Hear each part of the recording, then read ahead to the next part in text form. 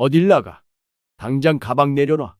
아픈 남편 두고 어딜 간다는 거야?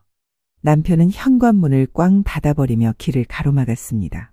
박 씨는 떨리는 손으로 가방을 내려놓고 조용히 말했습니다. 나더러 당신을 간병하라고? 그래, 그럼 돈 내놔. 뭐? 정식으로 간병 자격증 있는 사람한테 간병 받는 거잖아. 그럼 돈을 내야지. 남편은 어이가 없다는 듯 껄껄 웃었습니다. 돈 같은 소리하고 앉았네. 마누라가 남편 모시는 게 당연한 거지. 박 씨는 차갑게 대답했습니다. 모시는 거 좋아하네. 내가 못하러 돈도 못 받고 욕 먹어가며 일을 해주고 있냐? 뭐라는 거야, 이 여자가. 돈 안 줄 거야? 얼마 줄 건지 확실히 정해. 안 그러면 나 노동청에 신고할 거야.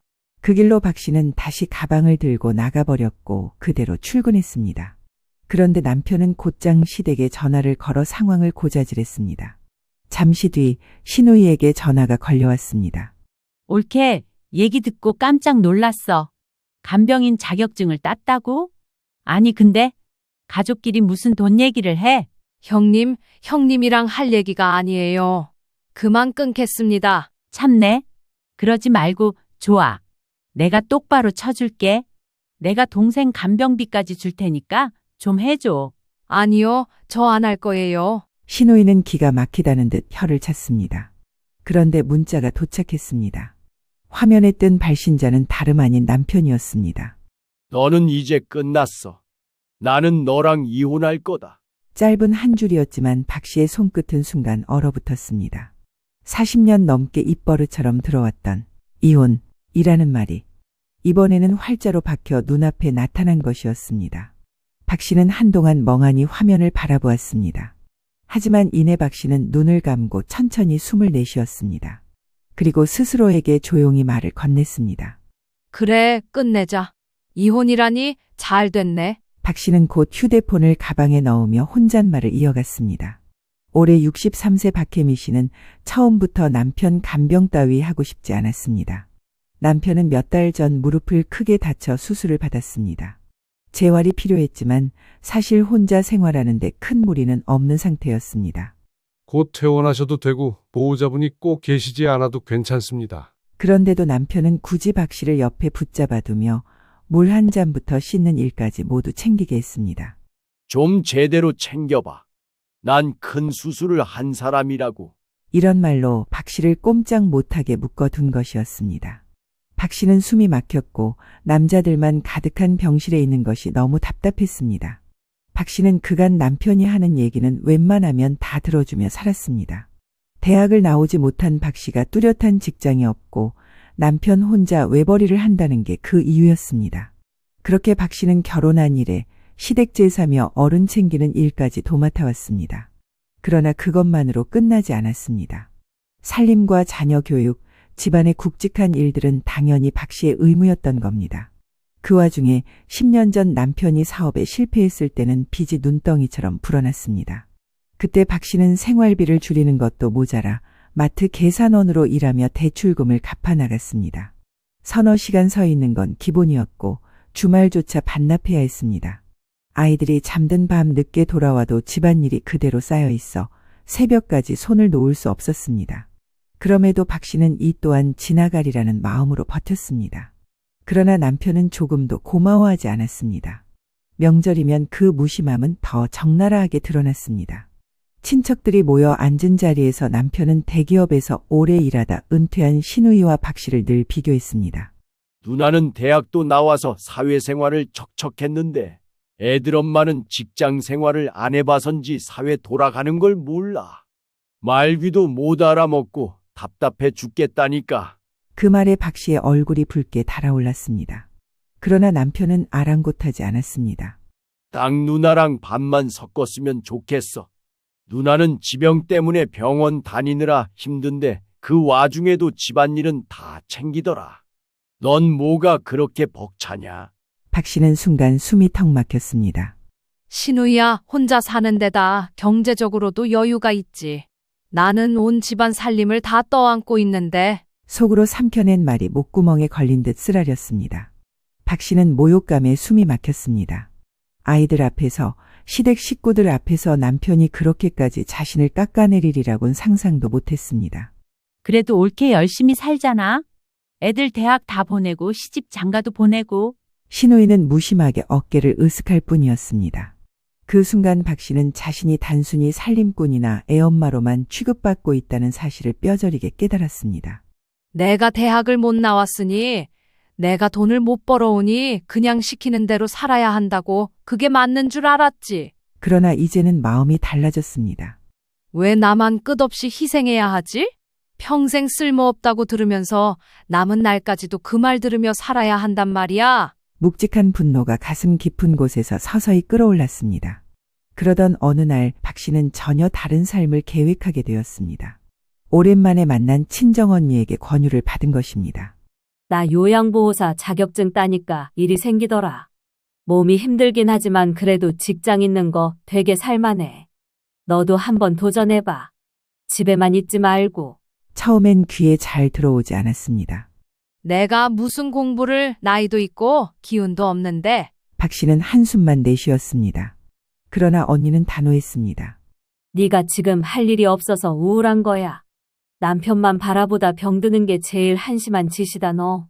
자격증 하나 있으면 어디서든 사람 대접은 받는다고. 그 말에 박 씨의 가슴이 철렁했습니다. 평생 남편에게 좋은 소리, 인정받는 소리 들어본 적이 없습니다. 자신의 삶을 제대로 증명해 보고 싶다는 마음이 조금씩 피어올랐습니다. 그날 밤 박 씨는 아들에게 조심스레 말했습니다. 엄마가 요양보호사 자격증 시험을 좀 준비해 보려고 한다. 아들은 놀라며 눈을 크게 떴습니다. 엄마, 그거 쉽지 않을 텐데. 그래도 해보고 싶어? 응, 나도 나를 위해 뭔가 해보고 싶어. 아들은 잠시 고민하다가 중고 노트북 하나를 꺼내 주었습니다. 예전 쓰던 건데 이거 가져. 속도는 좀 느려도 인터넷 강의 정도는 볼 수 있을 거야.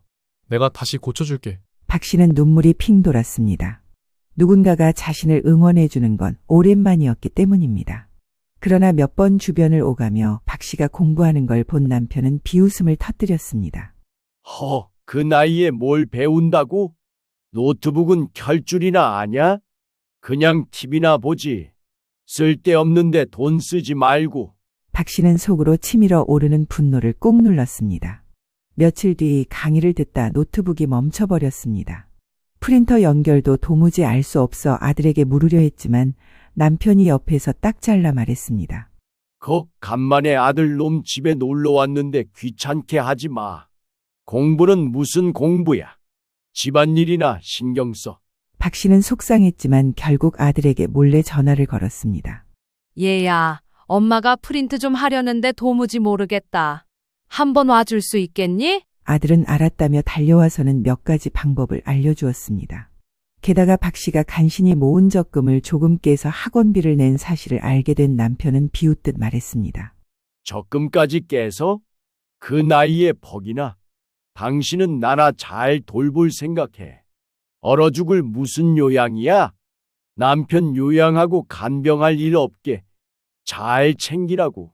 박 씨는 속으로 이를 악물었습니다. 이번만은 달라. 이번만은 절대로 당신 뜻대로 끌려가지 않을 거니까. 그날 이후 박 씨는 더 이상 무기력하게 눌려있지 않았습니다. 새벽마다 교재를 펴고 낡은 노트북을 붙잡고 강의를 들으며 한 글자 한 글자 받아 적었습니다.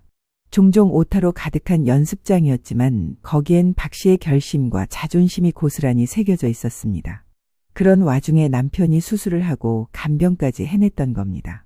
이 무렵 박 씨는 당뇨를 앓고 있었습니다. 매달 병원에서 검진을 받아야 했고 혈당 조절을 조금만 놓치면 어지럼증과 손발 저림이 심하게 몰려오곤 했습니다. 집안일을 하다 쓰러질 뻔한 적도 여러 번 있었죠. 하지만 남편은 그런 사정을 전혀 아랑곳하지 않았습니다. 나도 병원 좀 다녀와야 해. 요즘 당 수치가 계속 안 좋아. 박 씨가 조심스럽게 말을 꺼내자 남편은 눈을 부릅뜨며 버럭 소리를 질렀습니다. 병원은 무슨 병원? 그냥 먹는 거 조심해. 제발 떡 같은 거 갖다 주워 먹지 말고. 그러니까 당뇨 같은 게 걸리지. 아니, 형님도 그럼 떡 먹어서 당뇨 걸린 거야? 별 무식한 소리를 다 하고 있어. 당신 누나 아픈 건 안 됐고 나는 미련해서 걸린 거냐고. 쓸데없는 소리 말고 나나 잘 챙겨. 아직 무릅다. 박 씨는 입술을 깨물었습니다. 사실 신우이도 같은 당뇨를 앓고 있었기에 박 씨의 사정을 누구보다 잘 알 터였습니다. 그런데도 남편은 늘 박 씨에게만 화살을 돌렸습니다. 며칠 뒤 남편의 퇴원이 다가오자 박 씨는 너무 답답한 마음에 아들에게 전화를 걸었습니다. 얘야, 이번 주에 아버지 퇴원하는 것 좀 도와주라. 엄마도 병원 검진 받아야 해서 그날은 같이 못 있겠다. 아들은 걱정스러운 목소리로 대답했습니다. 엄마, 당 수치 또 안 좋아졌어? 그럼 제가 가야죠. 와이프랑 같이 갈게요. 그 순간 옆에서 통화를 엿듣던 남편이 전화를 낚아채더니 소리쳤습니다. 야, 괜히 너네가 나서지 마라. 불편하게 시리. 그냥 네 엄마가 하면 돼. 뭘 어렵다고 난리야. 그리고는 전화를 툭 끊어버렸습니다. 박 씨는 핏줄기까지 차갑게 굳는 기분을 느꼈습니다. 아들의 목소리를 겨우 몇 초 들었을 뿐인데 그것마저 남편은 무참히 가로막아 버린 겁니다. 결국 보다 못한 아들이 며느리를 데리고 병원으로 와서 퇴원 수속을 도왔습니다. 그나마 큰 무리는 없었지만 남편은 내내 심통을 부리며 박 씨를 찾았습니다. 그때 아들이 다가와 작은 목소리로 말했습니다. 엄마, 힘들면 그냥 나한테 말해. 아버지만 신경 쓰지 말고 엄마 몸부터 챙겨야지. 그 말에 박 씨의 눈가가 붉어졌습니다. 비록 남편은 끝내 자신을 몰라줬지만 아들이 있다는 사실 하나만이 버틸 힘이 되어주었습니다.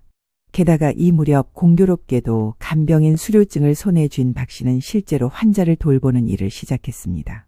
남편을 위한 무엇이 아니라 자신이 선택한 일이었습니다. 이제 퇴원해서 집에 하루 종일 있는 남편 눈치를 봐가며 조심스레 일을 나가야 했습니다. 역시나 이 상황은 쉽지 않았습니다. 남편이 퇴원하자마자 갈등은 다시 폭발했습니다. 집에 돌아온 남편은 소파에 드러누운 채 고함을 질렀습니다. 불 좀 떠와. 약은 어디 있냐? 박 씨는 물잔을 건네며 차분히 말했습니다. 이제 정식으로 퇴원했잖아. 스스로 해. 나 오늘 일 나가야 해. 남편은 벌떡 일어나 얼굴을 붉혔습니다. 무슨 일을 해? 간병인 자격증 땄으면 당연히 나부터 잘 모셔야지.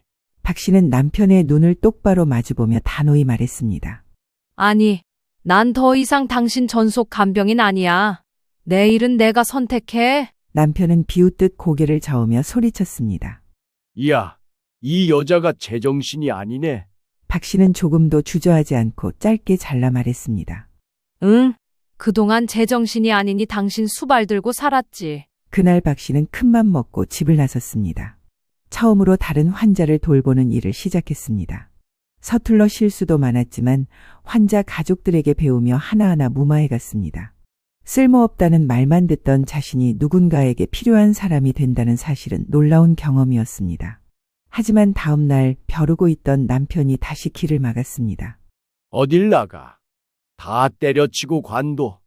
집에서 나나 똑바로 간병하라고. 남편은 현관문을 꽝 닫아버리며 길을 가로막았습니다.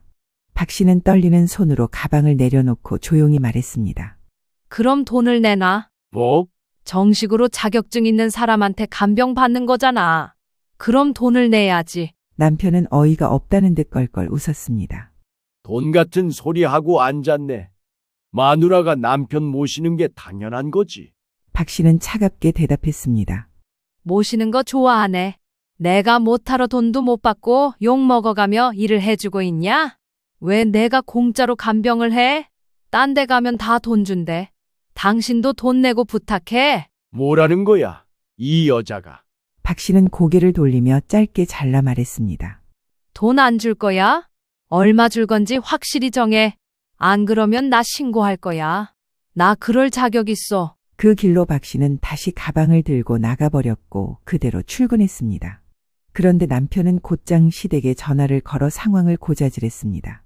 잠시 뒤 신우이에게 전화가 걸려왔습니다. 옳게 얘기 듣고 깜짝 놀랐어.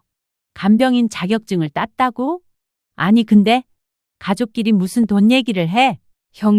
형님이랑 할 얘기가 아니에요. 그만 끊겠습니다. 참네. 그러지 말고 좋아. 내가 똑바로 쳐줄게.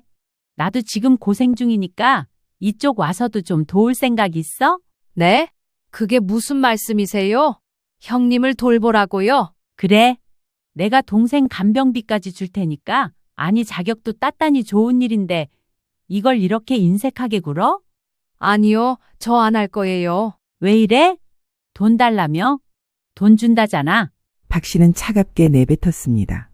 형님, 이건 제가 선택해도 되는 일이에요. 다른데 알아보세요. 신우이는 기가 막히다는 듯 혀를 찼습니다. 박 씨는 남편의 말에 더는 대꾸하지 않았습니다. 그날 이후 며칠 동안은 큰 충돌 없이 시간이 흘러갔습니다. 박 씨는 환자 간병 일을 나가며 서툴지만 조금씩 자리를 잡아갔고 남편은 그런 박 씨를 못마땅해 하면서도 직접적으로 막아서진 못했습니다. 그러던 어느 날 환자 곁을 지키던 박 씨의 휴대폰이 짧게 울렸습니다. 문자가 도착한 것이었습니다. 화면에 뜬 발신자는 다름 아닌 남편이었습니다. 너는 이제 끝났어. 나는 너랑 이혼할 거다.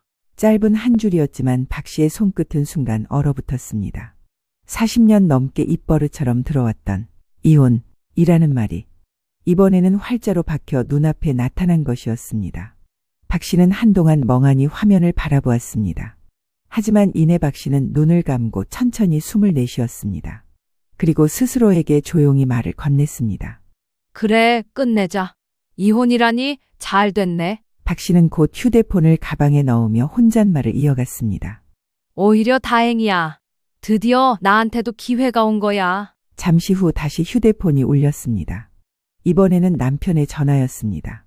박 씨는 잠시 망설이다 전화를 받았습니다. 남편의 목소리는 여전히 고압적이었습니다. 너 이제 후회하게 될 거다. 어디 나 같은 사람 또 만나겠냐? 넌 이제 혼자야. 박 씨는 조용히 대답했습니다. 혼자가 뭐 어때서? 난 이제라도 혼자가 되고 싶어. 뭐? 넌 내가 없으면 아무것도 못해. 박 씨는 피식 웃으며 말했습니다. 아무것도 못한다고. 지금 아무것도 못하는 사람은 당신이지. 나와서 돈 버는 건 나고. 남편은 말문이 막힌 듯 잠시 침묵하다가 결국 욕설을 퍼붓고 전화를 끊었습니다. 박 씨는 휴대폰을 내려놓고 고개를 숙였습니다.